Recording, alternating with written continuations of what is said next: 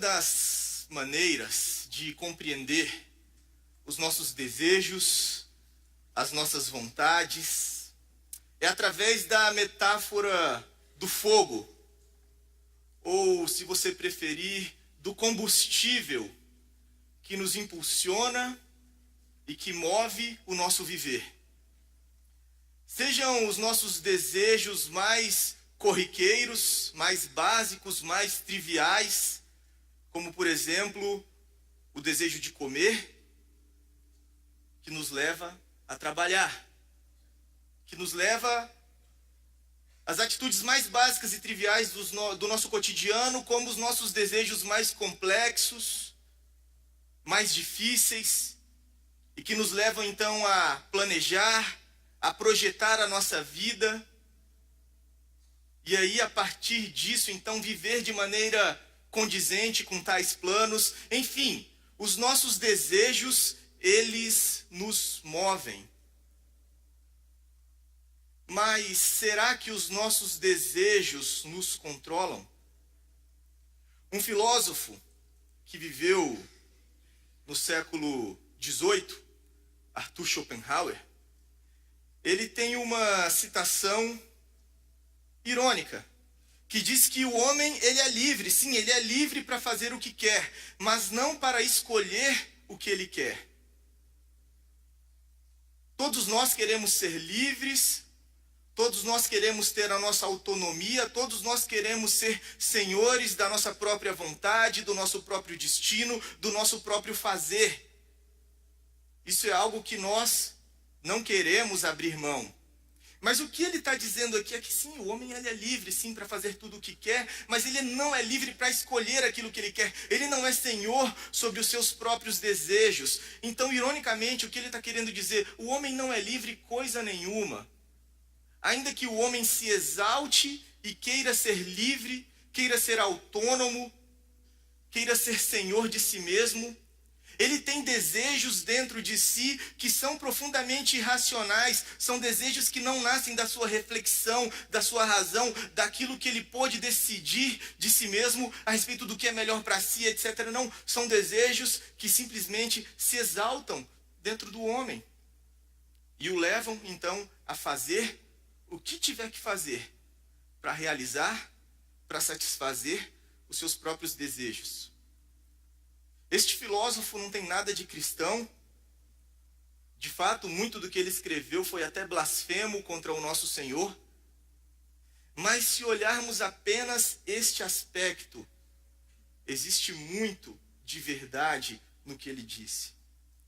Na verdade, se nós olharmos a nossa condição dentro do que a palavra de Deus nos diz, a palavra de Deus concorda com essa tese, com essa afirmação. A palavra de Deus diz que, de fato, nós somos escravos dos nossos desejos.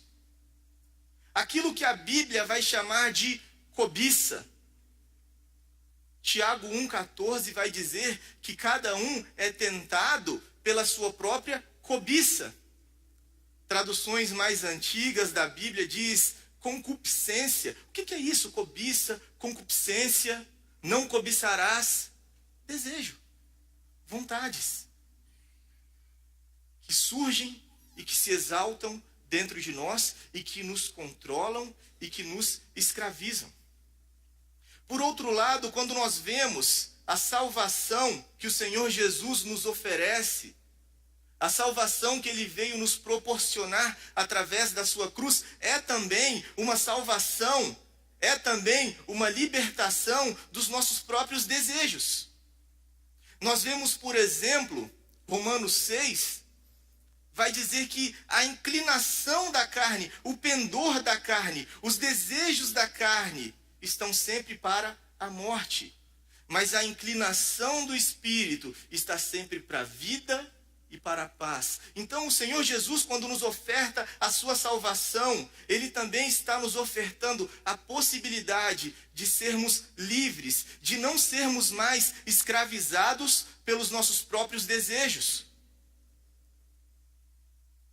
E a partir disso, nós podemos então começar a olhar para a nossa própria vida, para a nossa própria conduta, sondar e julgar o nosso coração a respeito de quão eficaz tem sido a obra de Cristo em nós. Se temos sido, de fato, libertos dos nossos desejos, ou continuamos sendo escravos dos nossos desejos. É sobre isso que queremos pensar nesta noite, na carta de Tiago. Nós vamos ler Tiago, capítulo 4, versículo 1 ao 10. Tiago está muito preocupado na sua carta com a nossa conduta diária, com a nossa prática, com a nossa vida. E Tiago, ele sempre defende que a maneira como nós vivemos reflete a realidade da fé que existe em nosso coração, porque a fé sem obras está morta.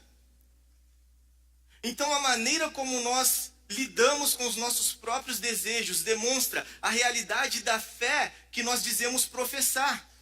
Ela é verdadeira, ela é viva ou não. Porque os nossos maus desejos irão nos tornar obstinados, infiéis e orgulhosos. É isso que Tiago vai dizer. Acompanhe comigo, por favor. Tiago 4, versículo 1 a 10. De onde vêm as guerras e contendas que há entre vocês? Não vêm das paixões que guerreiam dentro de vocês? Vocês cobiçam coisas e não as têm. Matam e invejam, mas não conseguem obter o que desejam. Vocês vivem a lutar e a fazer guerras. Não têm, porque não pedem. Quando pedem, não recebem, pois pedem por motivos errados, para gastarem seus prazeres, adúlteros. Vocês não sabem que a amizade com o mundo é inimizade com Deus? Quem quer ser amigo do mundo, faça inimigo de Deus. Ou vocês acham que é sem razão que a Escritura diz que o Espírito que Ele fez habitar em nós tem fortes ciúmes? Mas Ele nos concede graça maior. Por isso diz a Escritura: Deus se opõe aos orgulhosos, mas concede graça aos humildes. Portanto, submetam-se a Deus, resistam ao diabo, e ele fugirá de vocês. Aproximem-se de Deus, e ele se aproximará de vocês. Pecadores, limpem as mãos, e vocês que têm a mente dividida, purifiquem o coração. Entristeçam-se, lamentem-se e chorem. Troquem o riso por lamento e a alegria por tristeza. Humilhem-se diante do Senhor, e Ele os exaltará. A preocupação de Tiago, ao escrever essas palavras, a intenção da palavra de Deus nesta noite é nos alertar para o perigo de sermos escravos dos nossos próprios desejos, porque os nossos desejos sempre tenderão a nos tornar obstinados, infiéis e orgulhosos. Tiago diz que os nossos desejos nos tornam obstinados. O que ele quer dizer com obstinados? Ele quer dizer que quando os nossos desejos, quando as nossas vontades nos controlam, nós estaremos dispostos a tudo para realizar os nossos desejos, inclusive pecar, inclusive abrir mão do nosso compromisso com o Senhor. Você percebe aqui no versículo 1 e 2 o cenário de conflito, o cenário de confusão que Tiago está pintando. Ele está falando: vocês estão matando, vocês estão invejando, vocês vivem em guerras, vocês vivem em contendas. Tiago está falando o seguinte: todos esses conflitos exteriores, essas guerras exteriores, essas inimizades, essas invejas, essa confusão que caracteriza a conduta de vocês, ela só significa que uma guerra interior já foi perdida anteriormente. A guerra dos maus desejos. Os desejos dominaram e venceram a guerra dentro do seu coração. E aí ele diz: de onde vem? De onde vem tudo isso? De onde vem toda essa confusão? Vem dos desejos que estão guerreando e dominando no interior, na alma, no coração de vocês. E aí, vocês estão dispostos a pecar. Vocês estão dispostos a invejar. Quando os nossos desejos se assenhoreiam de nós desta forma, nós estaremos dispostos a qualquer tipo de confusão para satisfazê-los. Isso é bem evidente, por exemplo, na criança, no adolescente. E ele quer porque quer algo. O adolescente, a criança, ele é esperto. Ele sabe o momento de cativar o pai, a mãe, de dar um beijinho. Mas quando aquilo não funciona, a guerra acontece. A guerra vem. Nós consideramos o outro como verdadeiros inimigos, porque eles se colocaram como um obstáculo entre nós e a realização do nosso desejo. É isso que acontece, por exemplo, nos nossos casamentos. Quando nós percebemos que o nosso cônjuge não nos dá, não nos oferece aquilo que nós tanto esperamos, aquilo que nós tanto desejávamos, e consideramos ele, ela, como um verdadeiro inimigo. Mas eu te peço tão pouco, não é possível que você não é capaz de me fazer isso. Se colocou como um obstáculo entre eu e meu desejo. E eu sou capaz de abandonar toda a lucidez, porque o meu desejo me governou. Tiago olharia para os nossos lares e talvez respondêssemos como Adão: Senhor, é ela, foi a mulher. E Tiago diria: não, nada disso. A culpa dessa confusão está no interior, não está no outro. Está em você mesmo. Está no seu desejo que te controlou e você está disposto a tudo para satisfazê-lo. E ai de quem se colocar entre você e a satisfação do seu desejo. Será verdadeiramente o seu inimigo. Mesmo quando pecamos, consideramos o outro como inimigo, como um obstáculo, e pecamos, mas o que Tiago diz aqui no versículo 2 é que mesmo quando nós pecamos, nós ainda assim não estamos satisfeitos. Tiago diz: olha, vocês cobiçam, vocês desejam e vocês não têm nada. Mas Tiago diz: isso é uma grande insensatez, porque isso tudo seria resolvido no seu relacionamento com Jesus. Tiago diz: sabe por quê? Sabe por que vocês não têm? Porque vocês não pedem, porque vocês são autossuficientes, porque querem realizar seus desejos, e vocês agem na sua própria força, na sua própria dinâmica, e vocês são autossuficientes, vocês não levam os seus desejos a Deus em oração.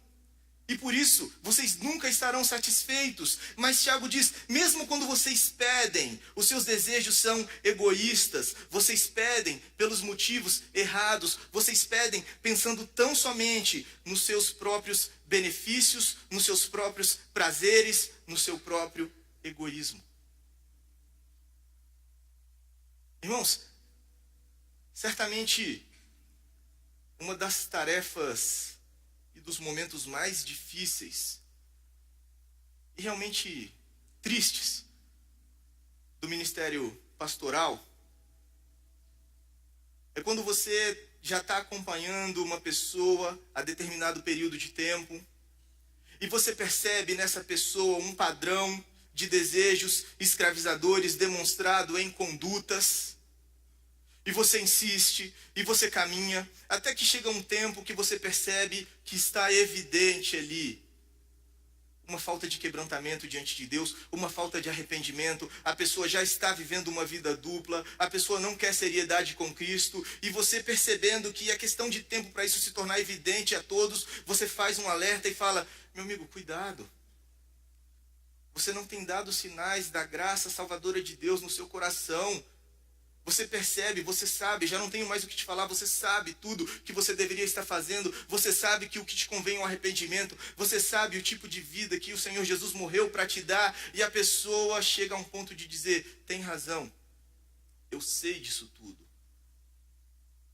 Eu sei que eu não deveria estar vivendo a vida dupla que eu estou vivendo, eu sei que eu não deveria estar fazendo as coisas que eu estou fazendo, mas eu quero. Percebe o poder dessa afirmação? Mas eu quero. A minha vontade, o meu desejo me escraviza. Essa é a razão de toda a confusão, Tiago está dizendo, em nossas vidas. não sabemos abrir mão das nossas próprias vontades. Não entregamos os nossos anseios, os nossos desejos, as nossas vontades ao Senhor Jesus. Porque o que Tiago diz, ele diz, olha, quando vocês pedem, quando vocês oram, vocês estão orando pelos motivos errados. Tiago está dizendo que na nossa vida de oração, na nossa comunhão com o Senhor Jesus, ele quer transformar o nosso interior e inclusive transformar os nossos desejos. Nós vemos isso, por exemplo, no testemunho do apóstolo Paulo, quando ele diz em Gálatas 2:20, fui crucificado com Cristo. Assim, já não sou eu quem vive, mas Cristo vive em mim. E a vida que agora vivo no corpo, vivo pela fé no Filho de Deus, que me amou e que se entregou por mim. Meus irmãos, o que Paulo está querendo dizer com isso? Eu fui crucificado por Cristo, e essa vida que eu agora vivo, já não sou eu, Cristo vive em mim. Paulo está querendo dizer, eu morri para os meus desejos. Eu já não vivo mais para satisfazer os meus próprios desejos. Eu vivo para satisfazer os desejos, a vontade de Cristo. Ele é Senhor. Eu morri. Eu crucifiquei meus desejos, minhas paixões com Cristo. Interessantemente, o Senhor Jesus, nos seus últimos momentos ali, antes da sua crucificação, conversando com seus discípulos, ele diz em João 14, versículo 13 e 14, eu farei o que vocês pedirem em meu nome, para que o Pai seja glorificado no Filho. O que vocês pedirem em meu nome, eu farei. De tudo que pode significar as palavras de Jesus aqui para os seus discípulos, para nós, significa que nós servimos um Deus generoso. Um Deus que quer nos abençoar, fazer coisas boas conosco e através de nós. Mas para a nossa própria glória, para o nosso próprio egoísmo, de maneira nenhuma. Para que o Pai, essa é a finalidade do Senhor Jesus, conceder os nossos desejos. Para que o Pai seja glorificado no Filho. Quando os servos do Senhor têm a sua vida abençoada, conduzida e as suas orações respondidas. Sabe, recentemente eu estava conversando com os adolescentes e eu fiz esse questionamento para eles.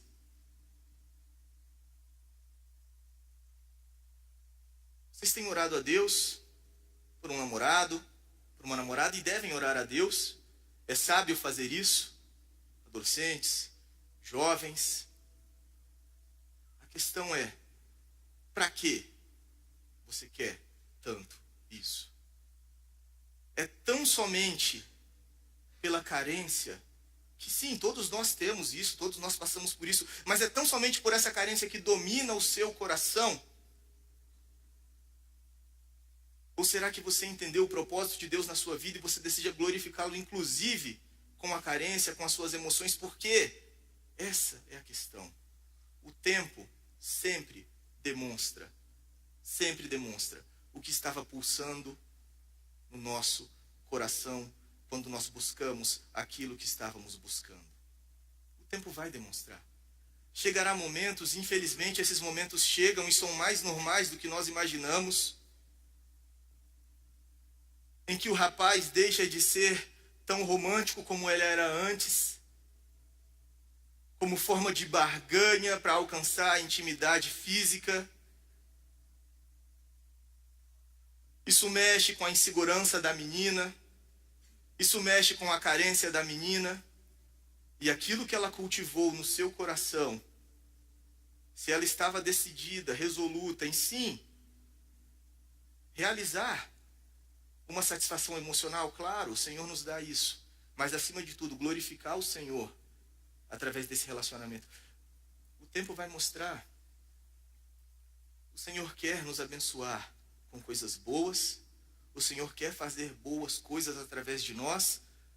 Mas por que pedimos tanto? Por quê? Por que, Senhor, eu quero tanto essa promoção? Por que eu quero tanto essa carreira? Por que eu preciso tanto disso? Senhor, de fato eu vejo no Senhor dons, talentos, oportunidades que eu sei que eu poderia te glorificar ainda mais. Eu espero fazer isso e é para o Senhor. Ou será que é porque isso mexe com o meu interior? A minha vanglória, o meu status, eu serei mais realizado, eu vou me sentir melhor, eu vou me sentir mais satisfeito. E Tiago diz, olha, vocês nunca estarão satisfeitos. A nossa satisfação vem da intimidade com Cristo. Tiago também diz, capítulo 1, versículo 17, que toda boa dádiva, todo dom perfeito, todo bom presente, tudo aquilo que vem de realmente bom, desce do Pai das luzes. Não vem nas nossas forças, não vem na nossa obstinação, em todo o nosso empenho para fazermos o que temos que fazer, porque afinal de contas é isso que eu preciso. Não. Inclusive estando dispostos a levar nossa vida a uma confusão, a um desequilíbrio e a uma insatisfação. Nos tornamos obstinados porque acabamos ficando cegos pelos nossos próprios desejos, abrimos mão de toda lucidez. Com o tempo, pessoas ao nosso redor percebem, e até mesmo na comunidade cristã, na igreja, pessoas tentam nos alertar, e nós achamos que todos estão errados. Ninguém nos compreende realmente. Eu estou certo, eu sei o que eu estou fazendo da minha vida. E caímos em confusão, caímos em guerra. Não. Precisamos, através da graça do Senhor, submeter nossos anseios, nossos desejos ao nosso Salvador, para que Ele o realize de acordo com seus planos, de acordo com a sua vontade para as nossas vidas. Se não for assim, seremos obstinados e cegos. Tiago continua, ele diz que nossos desejos nos tornam infiéis. Infiéis no sentido em que nossos desejos nos levarão a amar o mundo e a desprezar a Deus. É isso que ele diz.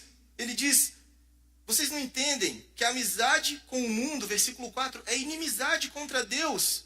E ele chama adúlteros. Adúlteros. Esse adjetivo repugnante, nojento.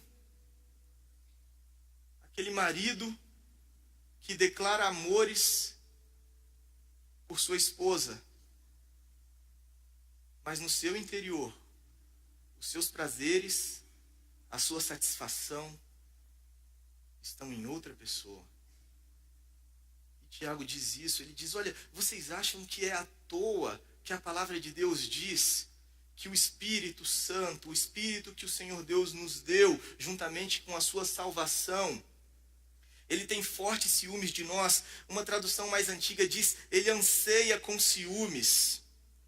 Esse verbo anseia pode ser traduzido por ele sente saudades de nós. Isso quer dizer, o que Tiago está querendo dizer é que o Espírito Santo, ele tem um amor profundo, ele nos ama com profundidade de desejo. E com ciúmes. Ele deseja um amor exclusivo, porque é um amor que advém de um pacto, de uma aliança. Ele nos ama desta forma. Se nós tomássemos realmente tempo para meditarmos nisso, no nosso relacionamento com o Senhor, se nós realmente entendêssemos a profundidade dessa afirmação, nós seríamos muito mais livres. Nós não estaríamos tão desgastados querendo correr e alcançar e conquistar o amor deste mundo, que tanto nos seduz constantemente, dizendo que o nosso valor está naquilo que possuímos, naquilo que fazemos e que precisamos e invejamos e maltratamos a nossa própria alma, quando a nossa satisfação está em somente um que nos ama com intensidade e com fidelidade e que quer de nós esse mesmo amor, essa mesma intensidade, essa mesma fidelidade. Mas os desejos do nosso coração, atiçados, inflamados por tantas tentações que este mundo tenta nos oferecer, nos tornam infiéis. nos tornam adúlteros. Viemos constantemente à casa do Senhor, declarar nosso amor a Deus, mas o nosso coração está dividido. O Senhor não é totalmente suficiente para nós. Não estamos plenamente satisfeitos no seu amor por nós. Amamos o mundo. Precisamos ter cuidado. Inimigos de Deus. Sabemos que nenhum de nós pode combater contra ele. Inimigos de Deus. Inimigos de Deus. Nossos desejos nos controlam a ponto de nos tornar infiéis. Precisamos meditar e nos jogar no amor de Deus. Ele nos ama com intensidade. Ele nos ama com amor de aliança, com amor exclusivo. E deseja da nossa parte esse mesmo amor. E está agindo e produzindo em nós esse mesmo amor. A Bíblia diz que só amamos a Deus porque Ele nos amou primeiro. A nossa fonte de amor a Deus está nele mesmo. E mortificar os nossos desejos significa isso. Aprender a cada dia, nos libertar dos anseios pelas coisas deste mundo, para amar ao Senhor com exclusividade. Para que fujamos da nossa infidelidade. Mas Tiago diz que os nossos maus desejos também nos tornam orgulhosos. Nos tornam orgulhosos no sentido que ficamos cheios de nós mesmos, ficamos alegres, entusiasmados com nossos projetos, nossas realizações e nossa vanglória. Achamos que o mundo gira realmente em torno de nós, quando na verdade gira em torno de Deus. Tiago diz, do versículo 6 ao versículo 9, ele está frisando o orgulho. Ele diz, olha, transformem esse riso em choro. Transformem essa alegria em lamento. Vocês não têm motivo para tanta alegria. Vocês estão muito orgulhosos. Vocês estão muito cheios de si. Vocês estão achando que está tudo bem. Vocês estão achando que está dando tudo certo. E que a vida está do jeitinho que vocês sempre planejaram. E vocês estão muito contentes. Pare para pensar. Não existe motivo para isso. Lamentem-se. Lamentem-se. Vocês estão adulterando contra o Deus com quem vocês têm uma aliança. Mas, versículo 6, mas a graça é maior do que qualquer dos nossos adultérios. Ainda que estejamos pecando, ainda que sejamos infiéis, Ele permanece fiel. Ainda que pequemos contra o Senhor, Ele está disposto a perdoar os nossos pecados, por maiores que sejam os nossos pecados. O oceano da graça sempre será suficiente para afundá-los. Com uma condição. Humilhem-se. Com uma única condição. Humilhem-se. E Tiago fala repetidamente, do versículo 6 ao versículo 10. Humilhem-se. Deus se opõe aos orgulhosos, mas concede graça aos humildes. Submetam-se a Deus, coloque-se sob o jugo de Deus. Humilhem-se. Aproximem-se de Deus e Ele se aproximará de vocês. A promessa da graça de Deus, se o nosso coração se move em direção a Ele em arrependimento, o Senhor sempre se move em nossa direção. A promessa da graça, a promessa do perdão. Vocês que têm a mente dividida, uma hora são fiéis a Deus, mas logo, mente dividida, a ideia aqui é uma alma dupla. É isso que ele diz, um coração duplo. Uma hora eu estou fiel a Deus, outra hora eu já me esqueço do Senhor rapidamente. Mente dividida, uma alma dupla. Entristeçam-se, lamentem-se, chorem. Troquem o riso por lamento. Humilhem-se diante do Senhor e Ele os exaltará. Trocar o nosso orgulho, que advém da nossa autossuficiência, que advém do controle escravizador dos nossos próprios desejos, que nos levam a nos exaltar e a fazer. Tiago mesmo diz, olha, vocês não sabem o que será da sua vida. Como que vocês estão dizendo? A gente vai amanhã negociar e fazer e acontecer. Vocês não sabem. A vida de vocês é uma neblina. Vocês devem dizer, se Deus quiser, submeter seus planos, seus projetos, seus anseios, à soberania, ao senhorio de Deus. Se Deus quiser, faremos tudo o que estamos planejando. Mas é dele a resposta, é dele a minha vida, é dele os meus desejos, e ele está conduzindo tudo isso. Humildade diante de Deus. Já falamos um pouco do testemunho do apóstolo Paulo, o grande apóstolo Paulo. Mas olha o que ele diz em Romanos, ainda depois de ter escrito Gálatas. Ele diz, eu não entendo o que faço, pois eu não faço o que desejo, mas o que odeio. Paulo nos ensina que o cristão, ele é, logicamente, sabemos disso, na nossa rotina, é alguém que ainda peca. E por que alguém que ainda peca? Porque ainda tem dentro de si maus desejos. E Paulo, ele esclarece para nós, ele ilustra para nós essa luta. Quando ele diz, eu não faço o que desejo, mas o que odeio. Ele está querendo dizer, eu tenho desejos em mim, eu tenho inclinações em mim, que eu odeio, que eu não gostaria que estivesse. E esse é o cristão.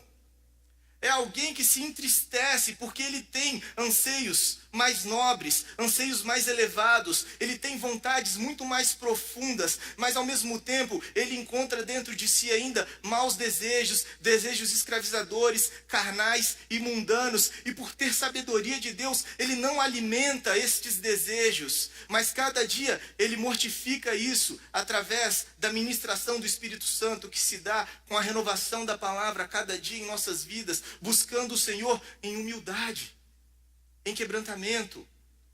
O cristão é esse que se humilha diante de Deus constantemente, porque ele sabe da sua maldade, ele sabe dos perigos que existem dentro do seu coração. Mas não é alguém que vive sem esperança, porque ele sabe que um dia o seu Senhor voltará, e ele transformará esse corpo mortal e caído, e com os novos corpos na eternidade com o nosso Senhor, aí sim jamais teremos desejos maus e escravizadores, mas até lá, andamos com cautela, humildade e dependência do nosso Deus. Não temos razões para nos orgulhar. Temos razões para desconfiar da nossa carne, dos nossos próprios desejos e caminhar em humilde dependência do nosso Senhor. Tiago está dizendo que é o quebrantamento humilde que nos dá a certeza da graça que cura os nossos desejos escravizadores. Este é o cristão. É alguém que sim, percebe dentro de si desejos que estão me levando à confusão, desejos que vão me levar ao pior, e existem pessoas inclusive me alertando para isso, e se existem, é porque eu já estou caminhando num estágio mais perigoso do que deveria. Isso já está se tornando notório, mas eu não me orgulho. Eu não me orgulho. Eu não sou insensato a esse ponto. Encho minhas redes sociais de fotos, deixando claro aquela vida que eu estou vivendo que é perigosa e eu acho que ninguém tem nada a ver com isso. Eu faço o que quero. Troquem esse riso, esse orgulho por lamento. Abaixa um pouco a bola. Se humilha diante de Deus. Cuidado, cuidado. Esse é o cristão. Ele percebe, ele é lúcido. E busca na graça de Deus, que nos dá a certeza que por maior que seja o nosso adultério, a graça sempre há de cobri-los. Esse é o cristão. Como é que está a sua vida?